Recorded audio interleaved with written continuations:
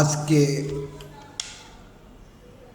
ঐতিহাসিক 25শে মার্চ 1971 সালে এই 25শে মার্চে ঘুমন্ত বাঙালিদের উপরে পাকিস্তান সরকার সিদ্ধান্ত নিয়ে অপারেশন সার্চলাইট নামে এই ঘুমন্ত বাঙালিদেরকে হত্যা করে।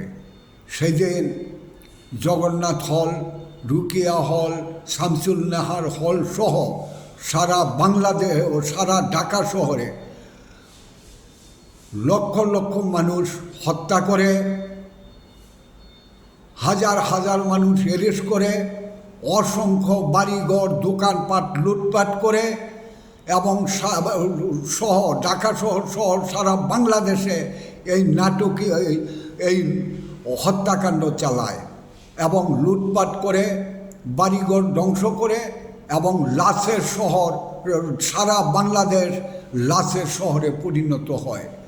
কুকুরে টেনে টেনে লাশ খাচ্ছি, সেই সময় খেয়েছে, শকুনে লাশ খেয়েছে, অর্থাৎ একটি জঘন্যতম হত্যাকাণ্ড ঘটেছিল। আজকে তাই সেই দিনকার সেই শহীদদের আমি বিশেষভাবে শ্রদ্ধা জানাই।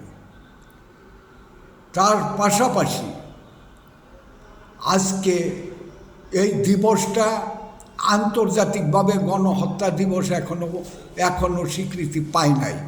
তাই আমি এই দিবসকে আন্তর্জাতিকভাবে গণহত্যা দিবস স্বীকৃতির দাবি জানাই। একই সাথে বলতে চাই যে বাংলাদেশের সংসদে জাসদের সাধারণ সম্পাদক জনাব শিরিন আক্তার এই 25শে মার্চকে গণহত্যা দিবস স্বীকৃতির জন্যে দাবি তোলেন। আর সেই সংসদে ব্যাপক আলোচনার পরে সর্বসম্মতিক্রমে 25শে মার্চকে 25শে মার্চ গণহত্যা দিবস হিসাবে স্বীকৃতি পায়। তাই আজকে আমি বলতে চাই যে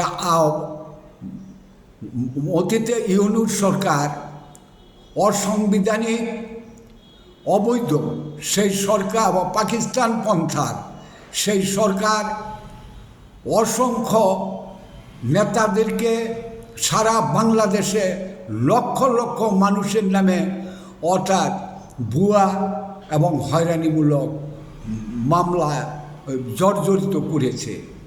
তাই আজকের সরকারের কাছে আমার দাবি, জাসদ সভাপতি হাসানুল হক ইনু সহ সকল 26শে মার্চ স্বাধীনতা দিবসের পূর্বেই সকল রাজবন্দীদের মুক্তি এবং সকল প্রহসনমূলক মিথ্যা মামলা প্রত্যাহার করার দাবি জানাই।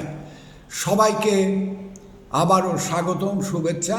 জয় বাংলা, জয় হোক বাংলার মেহনতি মানুষ।